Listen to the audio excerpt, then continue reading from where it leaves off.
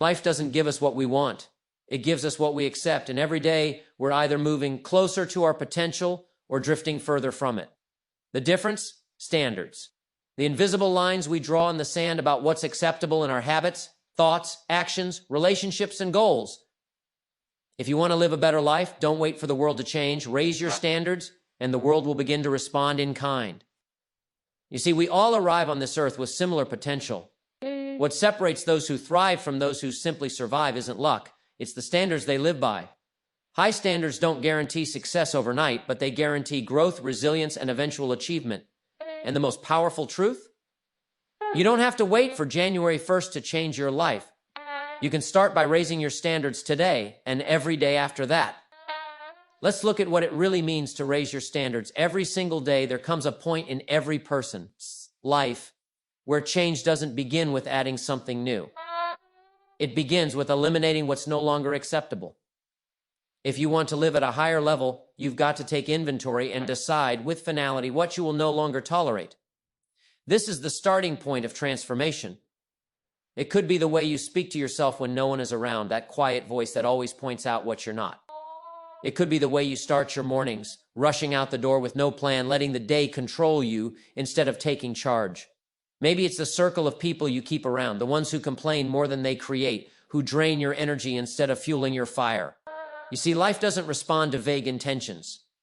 It responds to decisions, strong, clear, non-negotiable decisions. And one of the strongest you can make is saying, that's it, no more. This is where it ends. It's not about anger, it's not about blame, it's about taking your power back, the power you gave away when you said yes to things that didn't serve you. The standards you walk past are the standards you accept. If you keep letting lateness slide, poor eating habits slide, negative company slide, guess what? You're silently telling the world, this is okay with me, and the world says, all right, we'll keep it coming. But the moment you say, I don't tolerate this anymore, something shifts, your mind starts working differently. You begin to notice opportunities that were always there, but hidden behind the fog of low expectations. You walk taller. You speak clearer. You act with more conviction, not because the world changed, but because it did. You don't need anyone's permission to raise your life. You just need your own decision. So take a good look at your habits, your thoughts, your standards. What have you been tolerating? What's been quietly stealing your time, your energy, your joy? Draw the line, and once you do, don't step back. Because the greatest breakthroughs begin the moment you say, never again. One of the most underestimated tools for transformation is the simple act of tracking day by day, moment by moment. Progress is made not by accident, but by attention. You can't improve what you don't track. If you don't know where you are, how can you possibly know where you're going? And more importantly, how can you know if you're even moving at all? Now, most people think they're improving just because time is passing. But that's an illusion.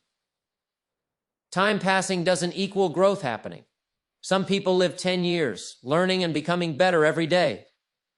Others live the same year 10 times, stuck in cycles because they never paid attention to what was working, what wasn't, and what needed to change. Tracking your progress daily is how you take control of your development. It's how you stay honest with yourself. It's not about perfection, it's about clarity. It's about truth. Because progress doesn't lie, but people do, especially to themselves. Let's say you want to get in shape. You hit the gym once this week and tell yourself you're serious. But if you tracked your days, you'd realize you skipped 5. And if you're not writing it down, your mind will do you no favors. It'll exaggerate your wins and conveniently forget your excuses. But when you track, there's no hiding. It's all there, in ink. Concrete, not imagined. The same goes for your finances. If you want to get out of debt, save more, or build wealth, you've got to know what's coming in and what's going out. You don't guess your way to prosperity. You track your habits until they become systems. You track your spending until your money starts working for you instead of against you. And this isn't just about goals, it's about your time too. The most valuable resource you'll ever have. How much of it is being invested? How much is being wasted? If you tracked your hours, really tracked them, you'd be surprised how much of your life is spent on things that have nothing to do with the future you claim to want. Tracking builds discipline. You might start off sloppy, inconsistent, even forgetful. But day after day, something remarkable begins to happen. You start keeping promises to yourself. You start becoming the kind of person who follows through. That alone is worth everything. Because once you trust yourself to do what you said you'd do, the world starts to reflect that confidence back to you. There's also another powerful benefit, momentum. When you can look back and see progress, even small progress, it gives you the fuel to keep going. You say to yourself, I'm not there yet, but I'm not where I used to be. That feeling, that awareness keeps you from quitting, and most of success is just not quitting. Tracking also helps you course correct. Sometimes you're going in the wrong direction and don't even realize it until it's too late. But with daily review, you can catch it early. Maybe your energy's dropping, your focus is slipping, or your results are stalling. Instead of letting weeks or months go by, you can make adjustments in real time. That's what winners do. They don't wait until the wheels fall off. They listen to the small signs and they respond with intention. Some people think tracking is a waste of time. They say it's tedious or unnecessary. But those are often the same people who wake up 10 years later wondering where their potential went. Tracking is how you ensure your days are adding up to something meaningful. It's how you turn motion into progress and progress into mastery. Don't leave your life to chance. Don't leave your growth to memory. Write it down. Look at it. Learn from it. Let it guide you. It's a simple habit, but the impact is extraordinary. Every day, ask yourself, what did I do today that moved me forward? What did I waste? What can I do better tomorrow? Do this long enough, and your future will not be a mystery. It will be a product of your consistency. You don't have to make huge leaps every day, but you do need to keep track of the steps, because small, measured steps taken consistently build the kind of life most people only dream about. The people you surround yourself with are not just part of your environment, they are your environment. Their thinking rubs off on you. Their language becomes part of your vocabulary. Their habits either challenge you or comfort you into complacency. If you want to raise your standards, you must raise the standard of those you spend your time with. Now, this isn't about ego or thinking you're better than others. It's about recognizing one simple truth. You become the average of the people you associate with most. You pick up their mindset, their expectations, their standards, their level of drive. And over time, that influence either pulls you upward or drags you down. There's no neutral. If the people around you are always complaining, settling, making excuses, and avoiding responsibility, then no matter how ambitious you are, you'll eventually start slipping into the same patterns. Not because you're weak, but because in proximity is power. We adapt to fit the environment we're placed in. On the other hand, when you consistently spend time with people who are ahead of you, who think bigger, expect more from themselves, and live with purpose, you begin to stretch. You begin to upgrade your thinking. You stop settling. You begin asking better questions. You start saying, why not me? Instead of, what if I fail? Being around strong people reminds you of who you can become. See, growth is rarely comfortable, but growth is always contagious. When someone close to you is pushing their limits, you feel compelled to do the same. If your friend just woke up at 5 a.m. to go on a run, you feel a little tug in your conscience when you hit snooze. If someone in your circle is reading great books, investing in their skills, building a business, or pursuing something difficult, you feel inspired, not shamed, to step up as well. And that's the kind of environment you need if you want to rise to your potential. There are people who make you feel like you're doing enough, and people who make you realize you're capable of more. Choose the latter, not because they're perfect, but because they're growing. Not because they have all the answers, but because they're asking the right questions. The quality of your life depends on the quality of your conversations. And the quality of your conversations depends on the quality of the people around you. Now, some people will resist your growth. When you raise your standards, they'll say you've changed, that you're too serious, that you've forgotten where you came from. And that's okay, because growth always creates separation before it creates elevation. You're not better than anyone, but you might be walking in a different direction, and that's your right. There's an old saying, if you're the smartest person in the room, you're in the wrong room. But it's not just about intelligence. It's about attitude, effort, values. If you're the most motivated, the most disciplined, the most curious person in the group, then you've capped your growth. It's time to find new rooms. Rooms where you're challenged, stretched, pushed, rooms that make you slightly uncomfortable. That discomfort is a sign that you're in the right place. It means you're being refined, not just reassured. Now, this doesn't mean you cut off everyone who isn't where you are. It means you limit your time with those who drain your energy and try to increase your time with those who multiply it. Spend less time with people who gossip and more time with people who strategize. Less time with people who complain, more time with people who execute. Less time with people who dwell on problems, more time with people who seek solutions. You don't rise to your goals, you fall to the level of your standards, and your standards are heavily shaped by the people you walk with every day. So, ask yourself, who's in your circle? Who are you allowing to speak into your life? Who gets your time, your attention, your energy? Because in the end, your environment either supports your growth or stunts it. Choose wisely, surround yourself with people who challenge you, not to prove them wrong, but to become more of who you were meant to be. People who see your blind spots, who won't let you settle, who encourage your dreams but also correct your course when needed. People who aren't afraid to tell you the truth because they believe in your future more than your comfort. You don't need 1,000 of them. Just a few strong voices can change the entire direction of your life. So start looking, start reaching out, start becoming the kind of person they would want to be around. Because when you raise your environment, you raise everything. Your life will rise or fall to the level of the conversation you're having with yourself. Not with your boss, not with your friends, not with your social media audience, but with you.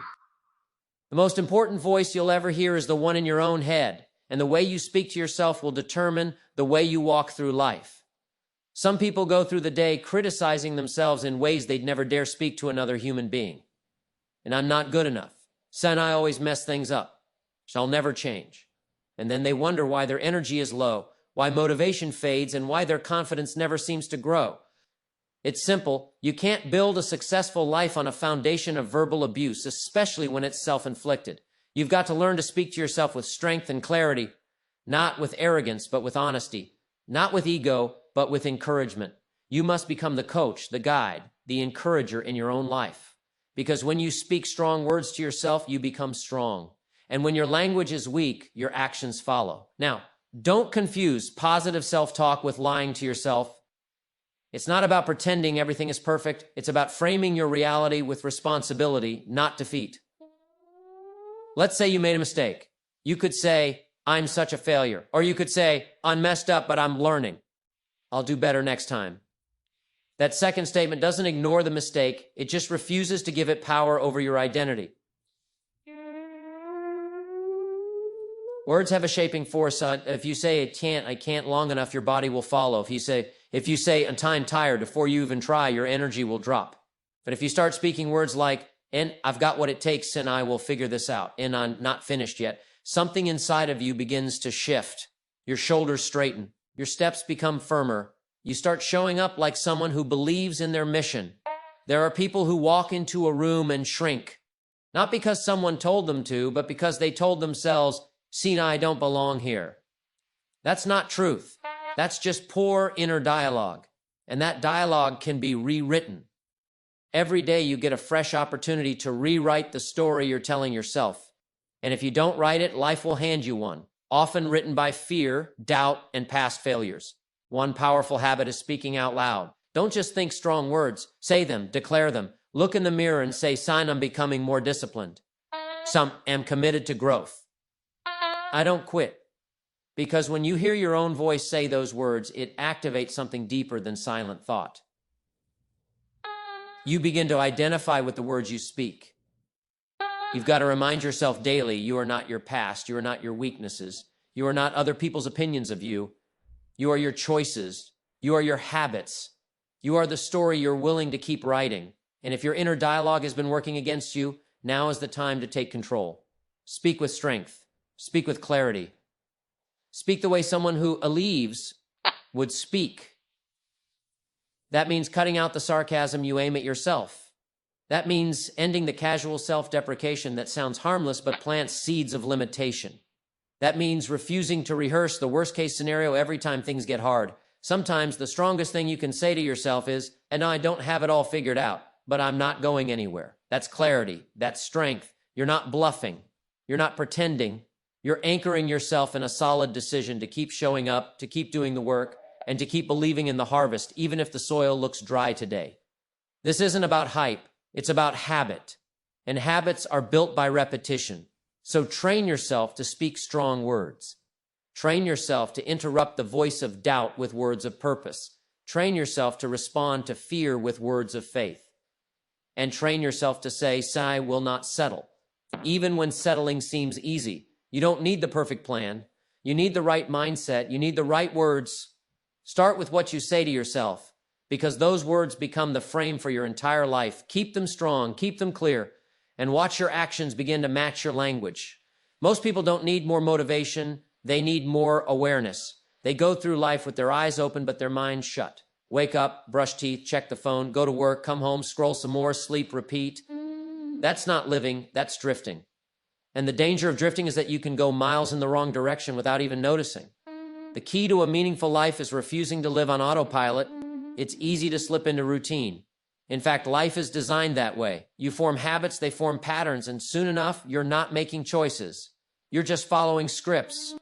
The problem is, many of those scripts were written by someone else. Your parents, your peers, your fears, your failures. If you don't rewrite them, you're just acting out a life you never fully chose. Living intentionally is not about being busy. A busy schedule can still be a distracted life. You can be full of appointments and completely empty of purpose. You can have every hour planned and still feel like you're going nowhere, because it's not about movement, it's about direction. And direction requires you to wake up, take control, and start asking hard questions. The first question is simple but powerful. Tesh, why am I doing what I'm doing? Don't skip over that. Don't just assume you know. Sit with it. If your answer is, I've always done it this way, that's not a reason, that's a habit.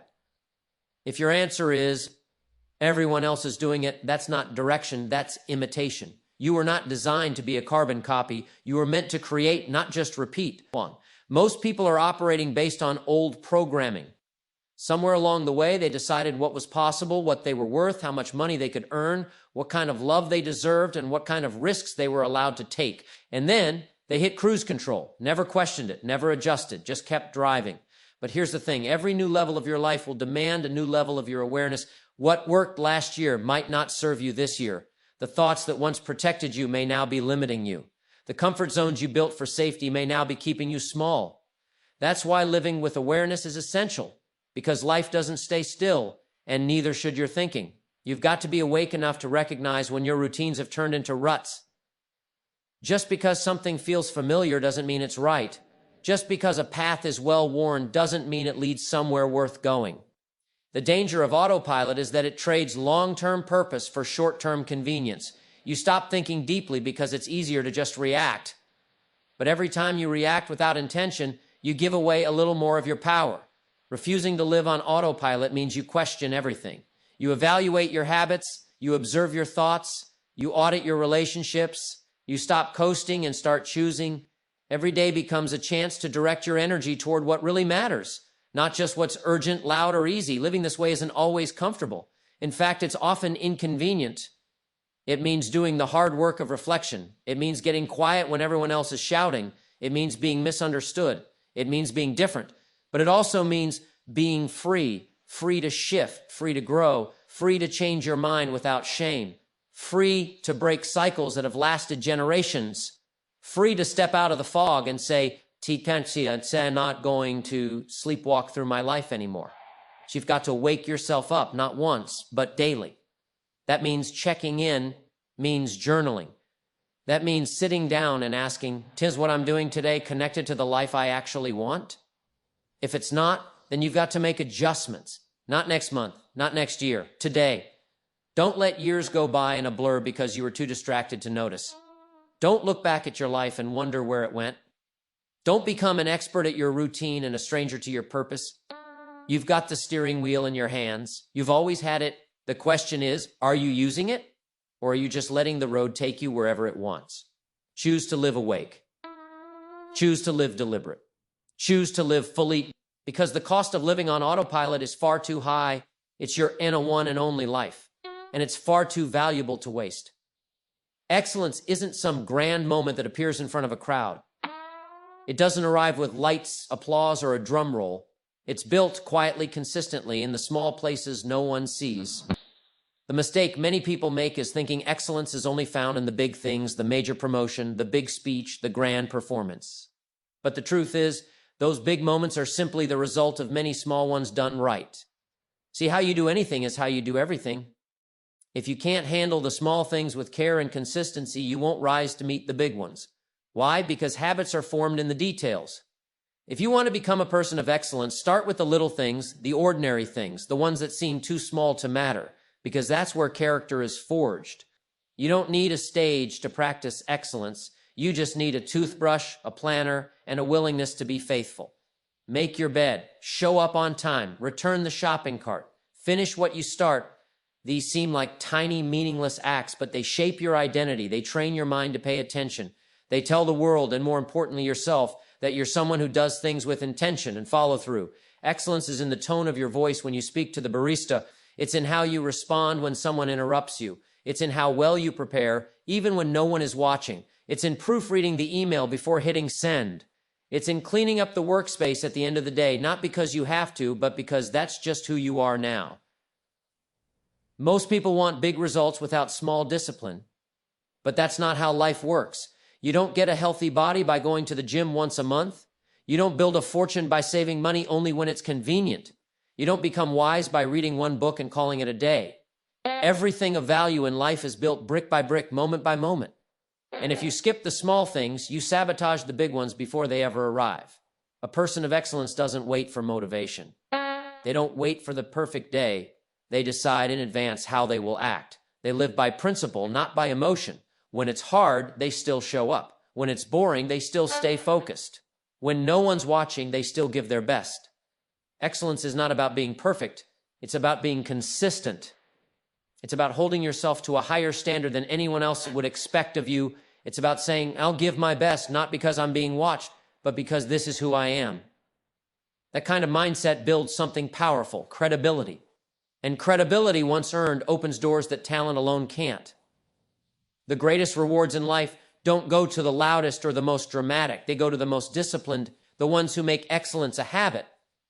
The ones who don't cut corners just because no one's looking. The ones who stay true to their principles in the dark, not just in the spotlight. Look around. The world is full of people chasing shortcuts. And where does that lead? Burnout, regret, missed potential. But if you'll commit to excellence in the little things, if you'll make that your signature, then you'll be ready for every opportunity that comes your way. Because when preparation meets opportunity, that's when people call it luck. But you'll know it wasn't luck. It was the result of years of quiet discipline. Excellence isn't glamorous. It's not always exciting. But it's always worth it. And the beautiful thing is, you don't need anyone's permission to start.